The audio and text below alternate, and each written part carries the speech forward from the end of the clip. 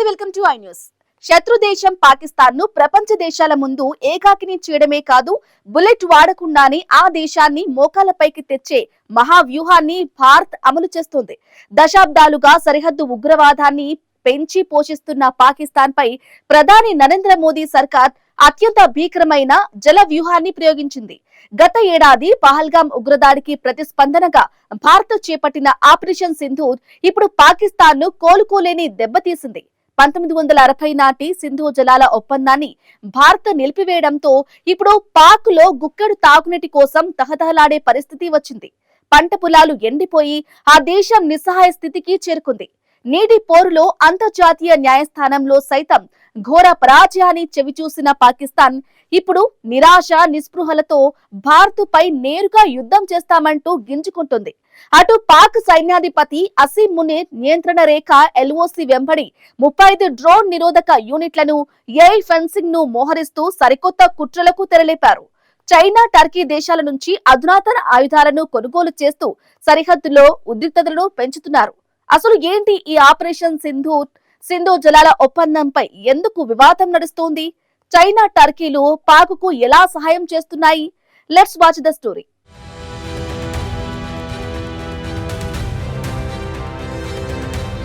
సరిహద్దుల్లో ఉగ్రవాదులను పంపి భారత్ను అస్థిరపరచాలని చూస్తున్న పాకిస్తాన్కు కేంద్ర ప్రభుత్వం గట్టి బుద్ధి చెప్పింది.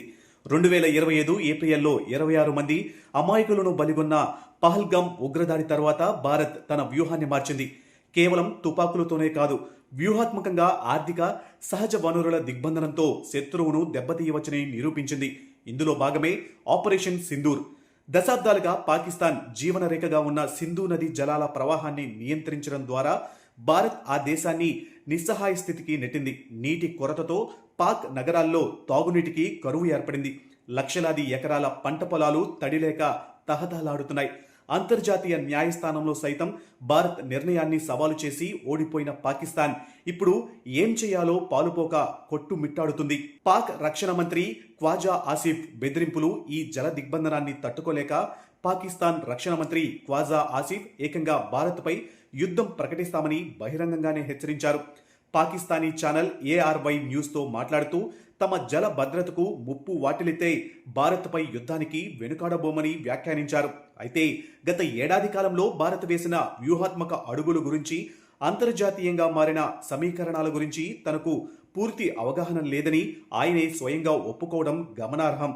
సరిహద్దు ఉగ్రవాదంపై పాక్ కఠిన చర్యలు తీసుకునే వరకు 1960 నాటి సింధు జలాల ఒప్పందాన్ని పునరుద్ధరించే ప్రసక్తే లేదని భారత్ ఖచ్చితమైన లైన్ తీసుకుంది. LOC వద్ద 35 డ్రోన్ యూనిట్లు, AI ఫెన్సింగ్ రాజకీయ నాయకుల మాటల కంటే భిన్నంగా పాక్ సైన్యాధిపతి అసీం మునీర్ తెర వెనుక యుద్ధ తంత్రాలు పన్నుతున్నారు. పాకిస్తాన్ సైన్యానికి చెందిన 8వ బ్రిగేడ్ నియంత్రణ రేఖ LOC వెంబడి ఏకంగా 35 డ్రోన్ నిరోధక మరియు నిఘా యూనిట్లను మోహరించింది. అంతేకాకుండా సరిహద్దు వెంబడి ఆర్టిఫిషియల్ ఇంటెలిజెన్స్ AI ఫెన్సింగ్ ను కూడా ఏర్పాటు చేశారు. దీనివల్ల భారత సైన్యం కదలికలను గుర్తించడం, నిఘా ఉంచడం వారికి సులువవుతుంది. విశ్వసనీయ వర్గాల సమాచారం ప్రకారం ఈ నెల ప్రారంభంలో పాకిస్తాన్, ఆఫ్ఘనిస్తాన్ సరిహద్దు నుండి 5 సైనిక బెటాలియన్లను తరలించి వాటిని నియంత్రణ రేఖలోని రావల్కోట్, కోట్లీ మరియు బింబార్ సెక్టార్లలో మోహరించింది. ఈ వ్యూహాత్మక ప్రాంతాల నుంచే భారత్లోకి ఉగ్రవాదులను చొరబడేలా చేయడానికి పాక్ సైన్యం భారీ వ్యూహం రచిస్తుంది. భారత్ను ఎదుర్కొనేందుకు పాకిస్తాన్కు చైనా, టర్కీలు ఆయుధాలు అందిస్తూ మద్దతుగా నిలుస్తున్నాయి. ఆపరేషన్ సింధూర్ తర్వాత చైనా పాకిస్తాన్కు 36 బహుళ ప్రయోజన J సిరీస్ యుద్ధ విమానాలను సరఫరా చేసింది. అమెరికాకు చెందిన అధునాతన F-35 జెట్కు పోటీగా చైనా తయారు చేసిన 5వ తరం యుద్ధ విమానం J-35 కూడా ఈ ఏడాది చివరి నాటికి పాకిస్తాన్కు చేరనుంది. మరోవైపు టర్కీ దేశం కరాచీ సమీపంలో సంయుక్తంగా యుద్ధ డ్రోన్ అసెంబ్లీ ప్లాంట్ను ఏర్పాటు చేసింది. ఇక్కడ ఏటా 700 డ్రోన్లను తయారు చేయనున్నారు. ఈ డ్రోన్లను బంగ్లాదేశ్కు ఎగుమతి చేయడానికి పాక్ ఇప్పటికే ఒప్పందం కుదుర్చుకుంది. అంతేకాకుండా టర్కీ దేశం పాక్ నావికా దళం కోసం అత్యంత శక్తివంతమైన మిల్గేమ్ క్లాస్ జలాంతర్గాములను కూడా నిర్మిస్తుంది. ఇవి కూడా ఈ ఏడాది చివరికల్లా పాక్ చేతికి రానున్నాయి. భారత్, పాక్ మధ్య నడుస్తున్న ఈ నీటి యుద్ధానికి 66 ఏళ్ల చరిత్ర ఉంది. సింధు నదీ వ్యవస్థలో సింధు, జీలాం, చీనాబ్, రావి, బియాస్, సట్లెజ్ అనే 6 నదులు ఉన్నాయి. ఈ నదీ పరివాహక ప్రాంతం సుమారు 11 లక్షల చదరపు కిలోమీటర్ల మేర విస్తరించి ఉంది. ఇందులో 47% పాకిస్తాన్లో, 39% భారతదేశంలో ఉంది. 1947 విభజన సమయంలోనే నదీ జలాల పంపిణీపై వివాదం మొదలైంది. 1948 ఏప్రిల్ 1న ఒప్పందం ముగియడంతో భారత్ నీటి సరఫరా నిలిపివేయగా పాక్లో 17 లక్షల ఎకరాల వ్యవసాయ భూమి ఎండిపోయింది.